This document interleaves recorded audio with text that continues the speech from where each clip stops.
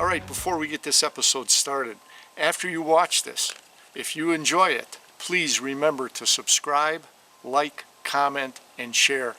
I really appreciate you taking the time to watch this video and my channel. A big thank you to you for that. Now, here's this week's episode.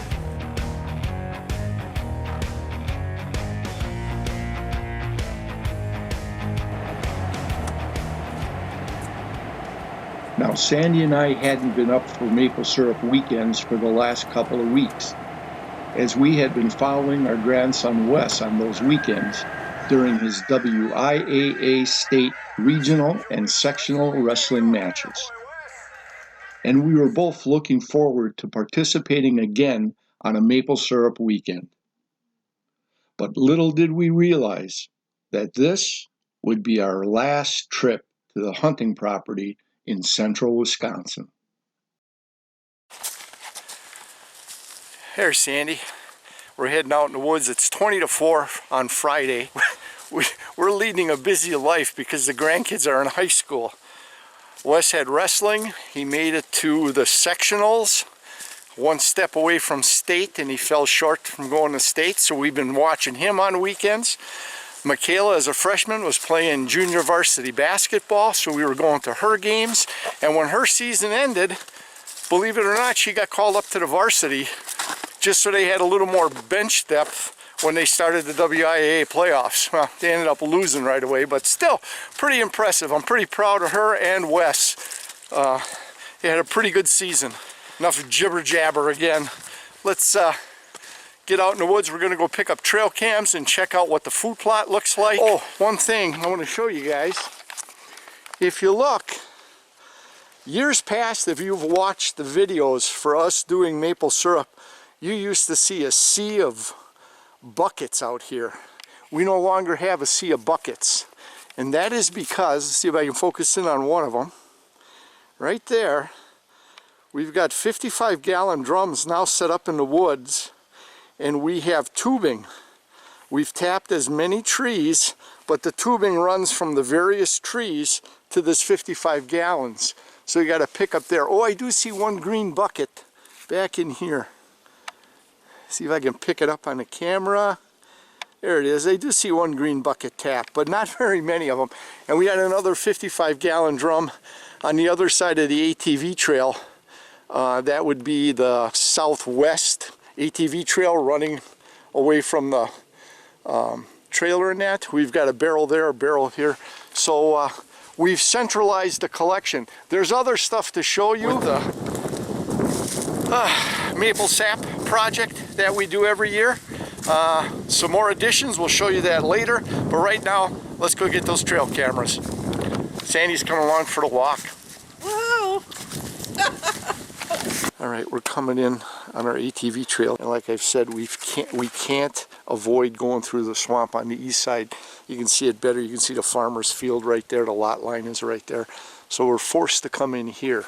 But the main part of the sanctuary swamp area is out to the west. But every once in a while, we get some bucks bedding down in here, like I said. So I'm pausing now just to scan, and we're loud as it is, but I haven't heard any movement out there. So, all right.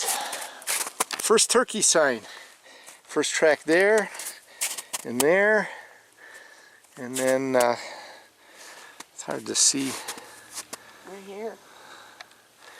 Right. Put your foot, put your foot here. Right there, you can see the tracks. They're moving out towards the watering hole. You can see the hill over there where they dug out the watering hole. The watering hole is right there. That's the farmer's irrigation pond. So they're headed in that direction. Okay, cool. First turkey sign. Where'd you see some? Oh yeah, right here too by my foot where I was standing. All right, cool. Turkey tracks. Some more. Well, that was nice. That's the first active sign we've seen coming out here.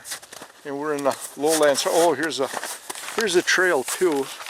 This isn't quite as fresh, but you can see they've been coming through here, and I'm just a little concerned that we don't have a lot of fresh sign, turkey or deer. Just that one that we saw. So, all right, coming up on the high ground in a little bit, and we'll we'll check back. We'll show you a sign as we see it. We're going to pick up the trail cameras. Well, this was a buck rub from last year. It was fresh last year, but you can see that it's pretty old and dried out, and doesn't appear that they've used it this past season. We're coming up on the high ground out of the swamp here, and there were a couple of spots where we had scrapes. One of the areas was right here. Last year it was scraped in here, and you can see where they were broken, but again, nothing fresh. That's from last year. They were scraping right in here. That was busted. We got a scrape coming up here. That break here on this licking branch, it looks a little fresh. I mean, it's not from last year. That happened sometime within the last couple of months, I'm guessing. Oh no. Oh no.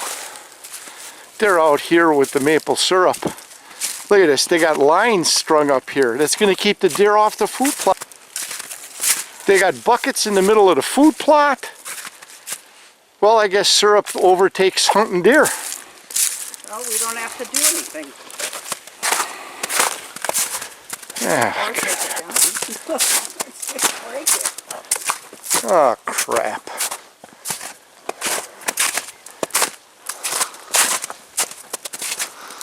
Well, it looks like we're turning this into a full-fledged operation. They're maybe looking to make money.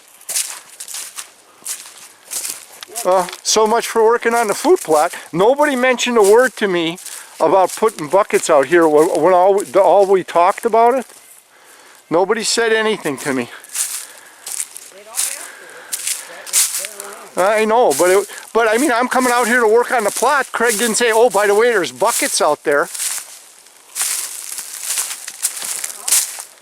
Well, with all the human activity in here, why bother planting? I just spent $250 on seeds I'm probably not going to use.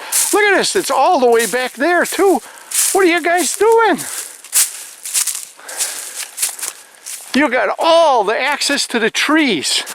And where are you? Here's the buckets on the food plot. And my camera is right there on that stump. So I'll be real curious to see what pictures I have of this. You can see in here over the years they've used this, but nothing recent. All right, let's start gathering up my cameras. For the most part in here, this is pretty deep and solid. So we're just going to pick up my trail cams. I got a camera right down there. Okay, we're going to just pick up my trail cams, and I'll be interested to see what these trail cams produced. And only one of the trees, Craig was telling me that one of the apple trees, they got at it. And here's the one that survived. So far.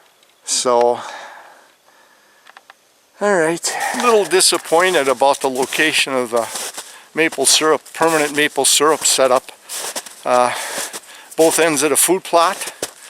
And they've got buckets and tapping trees right on the food plot. So we've just put human scent on the food plot and all around it. And the ones on the outside of it is permanent. They got lines strung in the trees. So I don't know how that's all going to work out with that human scent being there all the time. I was wondering why coming out here I didn't see quite as much deer sign as I normally do with tracks in that. I found the answer, I think. I mean, that's a plausible explanation why. I don't know if specifically that's it, but I don't see any other sign or any other evidence that there's something else causing them not to come around there. I mean, there's tracks in there, don't get me wrong. Don't get me wrong. There's tracks in there, but having all that acreage and putting it right on top of the food plot, I'm disappointed. But hey, it's not my land, so they do what they want. But the time and money and effort spent, I don't know. Maybe they're looking to expand the maple syrup operation and start selling it. Nobody's said anything, so I have no idea. That could be the answer too. And that's fine. If that's what they want to do, that's fine. That's their decisions. So, all right, coming up on my turkey blind, and we'll get the cameras. I think I had 2 cameras set up over here, so I'm concerned. I know this is right on the edge of Craig's property line, is right here, and I'm sure I'm on Craig's property line. I made sure of that, and I always have trail cameras out here. I always have one in my blind, and I have one on another trail. I had 2 of them out here. Both of them are gone. You can see on the tree where it was, and the camera is gone. Somebody took the cameras.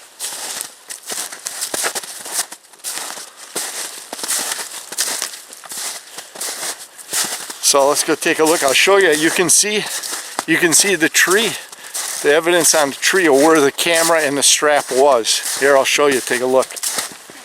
Okay, so I'm going to kind of point and show you. You can see right here where it's wore out, where the camera sat right here, and you can see the line going up here for the strap. This was on here. I put this on late last summer, and somebody pulled that thing off. And the other camera I usually put up is right over here on these double trees. We got a trail right here that's usually used, and you can see right here where the strap kind of wore off some of the bark where the strap was. Doesn't show so much on the camera here, but looks like it right here is the wear marks for the camera. No, it would have been a little higher. Maybe that's the bottom of the camera. Top of the camera right here, because I can see the strap marks right here. So somebody came and pilfered 2 of my cameras. I can't be one of the crew. I'm worried that being right on the edge of Craig's property, somebody's crossing over and grabbed the cameras. Now I'm going to check the area a little closer. Okay. And see if they're not laying or showing up someplace. See what happened here. So we're going to have to stay extra vigilant around here, and we may have to set a trap with a dummy trail cam, and then have another trail cam someplace else taking a picture of it. We'll bait them. I got trail cams that don't work. I save them for a reason. I think that's what we might do here. We come back up, I'm going to put out a dummy trail cam that doesn't work and just put it right out in the open, and then I'll hide another trail cam up in a tree facing down, and they're not going to come out here and steal it at night. They can't see, so it'll be during the day, so I can shut the camera off so it doesn't flash at night. We won't take any pictures at night. The one up in the tree aimed at that. We'll find out who's taking our trail cams, and if they want the busted one, they can have it, but we'll see who's doing it. So, all right, time to head back. I got 3 cams worth of pictures to look off the food plot. Well, heading back to the trailer. Looks like I can recover my ground blind. I don't know what condition it'll be in. You can kind of see it here. Some of it's still up. There, it's focusing now. We'll get in there tomorrow and try to get the stuff out of there. All right, we're on our way back. I guess my brother-in-law Craig's, he said he's about 35, 40 miles out, and we're going to go out for fish fry tonight. So, all right.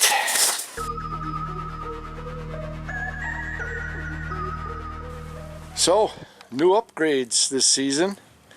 They have insulated the new burner that they built, and from what I hear, they've increased heating efficiency probably 50% or more. They've modified the collection drum, new rig setup, and I believe the reason that's modified is because it pumps up into a holding tank. Where's the holding tank? There it is. There's the holding tank now. Yeah, they pump it up here into the holding tank, filter it, and then they have the copper line running out. You'll see this, slick. And then they've got it wrapped, the copper line comes in and wraps around the smokestacks to heat up the sap, and the sap is just the constant drip into the cooking vessels. Pretty neat setup. We used to be able to see a sea of buckets from our collection. What we used to do is have 5-gallon buckets out there and pour them in as we drove around and picked them up. Well, now we got 55-gallon drums sitting in the woods with lines set up to the trees to feed the drum. So we've come a long way since the old days of walking in with a 5-gallon bucket by hand and dumping it in to heat it up. It seems like every year we do something to expand or make it better. And this was, from what I can see, a major step up for us. So we'll start our day with collecting some sap. Well, we were just out in the food plot area picking up the sap out here out of the buckets. We got I'd say, I'm just looking, Craig's driving back with the drum. The drum is almost full. It looks a little smaller than a 55-gallon drum. They got a new drum set up for collecting the sap. We still had buckets out we were pouring, and I thought I'd check out the blind and see if I can do anything with it, but it doesn't look good. I'm gonna have to wait for it to thaw more. There it is. This is all solid, and I thought maybe I could lift up sections of it. In here it's all ice, in there it's all ice. I can't do anything with it. I don't know if I'll be able to salvage this thing or not. These frames are pretty well bent. I gambled and I lost. Left it up a little bit too long trying to get out here for a late January bow hunt. From what I can see, I don't know. My guess is the blind is not going to be salvageable. Oh, right here. Can I unzip this? I can zip it down again. Oh, cool. Let's zip this up and see what we can see here. Aha! Here's a chair in the back. Okay. And maybe I just leave this stuff in here. Here's the one chair, and that's the one I thought I saw. Okay. So the one chair is supporting it here. I can see part of the wood frame from my support. Let's see if I can get in here and look underneath with the camera.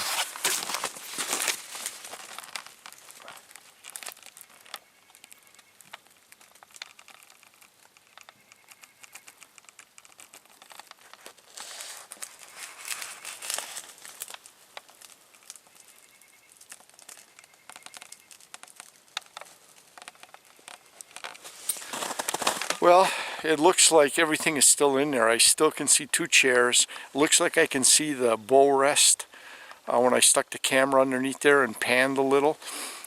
So that stuff looks like it's possibly recoverable. Looking at the blind, I don't really see any tears or rips in the fabric of the material, but I'm concerned that all of the splines in that, the metal splines, may be bent. I'm not sure that that will be recoverable. Although that's yet to be seen. We got to wait. I just can't get in there yet. That ice is still frozen. It didn't warm up enough to melt it good enough yet, and we're just going to have to leave it sit and see what happens. See a buckets out here. So I'm a little disappointed, but like I said, their choices. They can do what they want to do out here, but I know Craig says, well, every time we come out, we spook them out of here. They're there. Yeah, well, that's the point. It's not my land, but the point is, you're spooking them out of there, and you're going to start conditioning them. They're here, it's a safe area, and now you're intruding on it and spooking them. That's part of the problem. So, anyways, like I said, it's their land, it's their choice. There's going to be more activity. More human activity, more human scent around here, and they have their theories, I have mine. I don't know, I'm just kind of bummed out a little. So between the blind and seeing all the hookups here, they've got the lines run up here. permanent lines for sap collection. Like I said, it's just more human presence and human scent. So their theory is it doesn't bother the deer. The deer are still there anyways. My theory is you're conditioning the deer. So only time will tell. We've had real good success with big deer the last couple of years since we started the food plot, and we won't know the outcome of the tapping right here around the food plot until a couple of years down the road. So we'll just see what happens. We'll see whose theory is right. So, all right, I'm heading back. Catch you back at the trailer. I'm back here at the trailer. Listen, I don't know if you can hear the sound. Sounds like the pump's running, the new pump. I see smoke. I see smoke out of the sugar shack. Sounds like the new pump is running. We're pumping up to the barrel. And inside you can see here the insulation job on this one. We got a little fire going already in there. I'm sure we got a fire going in here because it's steaming. This one's giving us a steady pour, filling that up. We got that as a drip now on those. And you can see the copper tubing is wrapped around the stovepipe to warm the sap as it comes in, so we don't have cold sap going in killing the boil. And we got the barrel up there. So you got a gravity feed barrel with the sap. Collection system is here. Pump is pumping it up to the barrel. The barrel's got a gravity feed coming in through the copper tubing. We got on-off valves in there to control it, and dripping into the pan to fill it. So another improvement. And the guys were saying with this one being insulated, inside the sugar shack here, we had both of these going. It used to get so hot in here because of the heat coming off. And since they insulated this one, they're talking about at least a 50% increase in heating efficiency that they've noticed in being able to boil down the water out of the sap and turn it into syrup. That's the setup. That's the improvements for this year. We planted a couple of apple trees out on the north edge of our food plot last season. We had some deer damage one of them. We just had some chicken wire around it, which they were able to bend down a little bit, and got rid of one. So we're building these roughly 5-foot cages to go around the existing one and what's left of the other one and see if that one recovers. But what we decided on is when we add the extra cage, we're putting out a what would you call it? Not a persuader, a dissuader? A dissuader. A dissuader? It's a dissuader. We're trying to get these prongs sticking out to stop the deer from nosing around. It's right about their height, so you can see these prongs are sticking out. The deer come up to check it out. Hopefully they'll leave it alone. So we're going to drop this one over the existing tree, and like we said, the stub of the other one, and see if that one will recover. So that's the project we're working on now, while John is monitoring the boil on the sap. Now, once John got the new gravity feed system calibrated to the water boil off from the maple sap,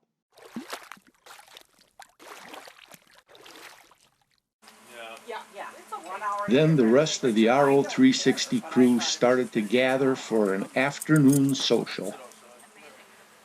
I was really anxious to complete a detailed data study of the effect of the increased human activity and the continual lingering human scent in and around the food plot, and its direct effect on whitetail movement in that specific area.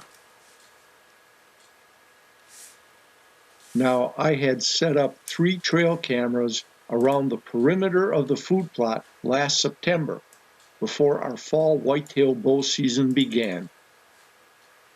So I was able to integrate that picture data into a comprehensive timeline from January 1st of 2023 to March 24th of 2023, a total study over an 83-day period.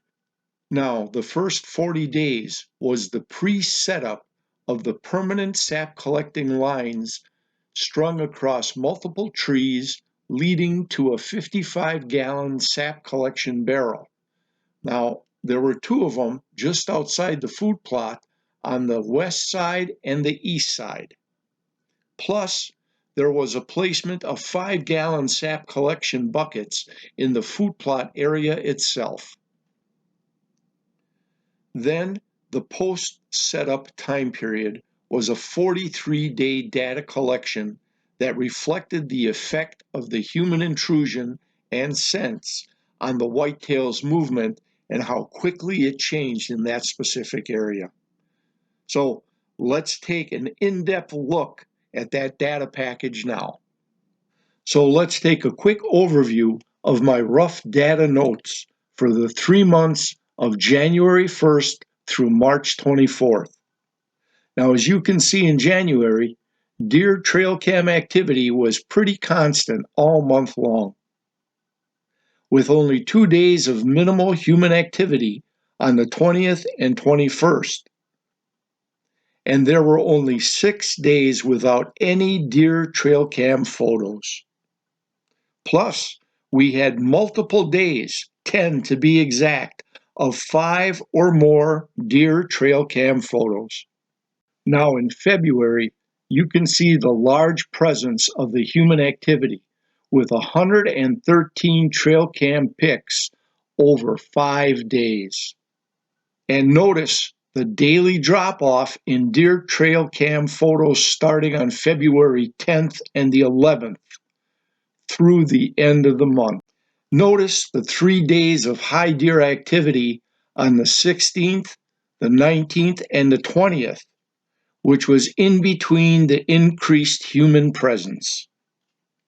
And when the human activity returned on the 23rd and 24th, there was a 4-day period of no deer trail cam activity.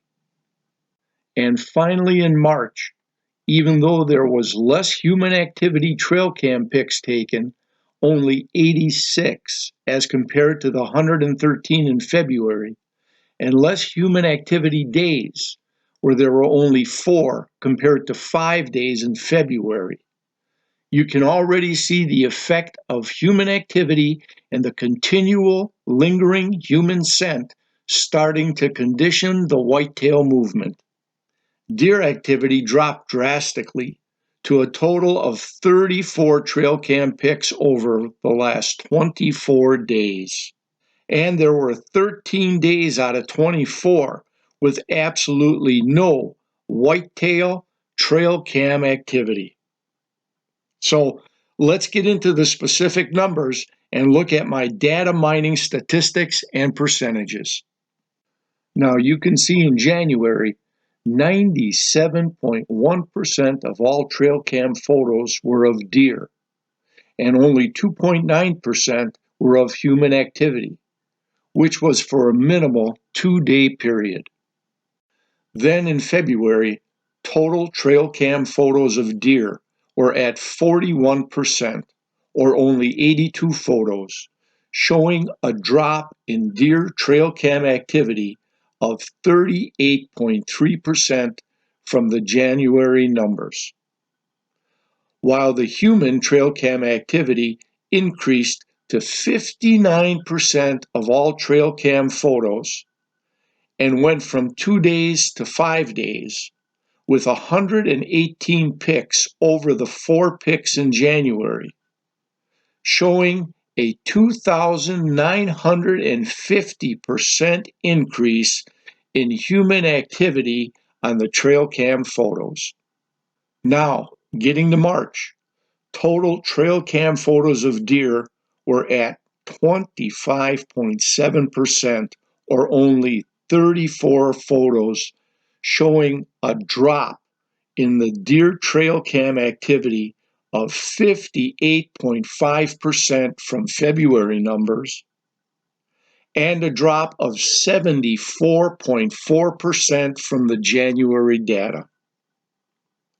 While the human trail cam activity increased to 74.3% of all trail cam photo activity in March.